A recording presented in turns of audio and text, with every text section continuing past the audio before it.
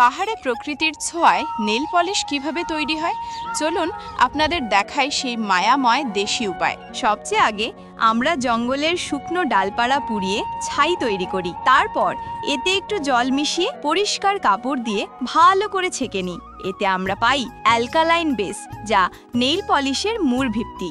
এবার জঙ্গলে পাওয়া মরা পশুর চামড়া নেই, না কোনো হিংসা না কোনো ক্ষতি, শুধু প্রকৃতির আশীর্বাদ। চামড়াগুলো ছোট ছোট টুকরো করে কেটে নিই, আর এগুলো ছাই জল মিশ্রণে একটি পাত্রে হালকা আঁচে সেদ্ধ করি। তাতে তৈরি হয় জেলির মতো এক ঘন পদার্থ, যা আমাদের নেইল পলিশের উপাদান। কিছুক্ষণ পর যখন এটি ঘন হয়ে আসে তখন ছেঁকে কয়েক ঘন্টার জন্য ঠান্ডা হতে দিই। তারপর এটিকে পাতলা পাতলা স্লাইসে কেটে রোদে শুকিয়ে নিই, যাতে এর প্রাকৃতিক ঝলক অটুট থাকে। এখন এই শুকনো টুকরোগুলো একটি পাত্রে নিয়ে তাতে মিশিয়ে দিই খাঁটি দেশি মদ। এটাই নেইল পলিশকে দেয় তরল রূপ। এটিকে কিছুক্ষণ হালকা আঁচে গরম করি। এরপর আমরা এতে মেশাই সুগন্ধি শুকনো গোলাপের পাপড়ির গুঁড়ো আর সামান্য মধু। তাতে নেইল পলিশে শুধু রং আর ঘ্রাণই নয়, নখের জন্য পুষ্টি ও সুরক্ষাও যোগ হয়। দেখুন, তৈরি হয়ে গেল আমাদের পাহাড়ি দেশি প্রাকৃতিক নেইল পলিশ, যা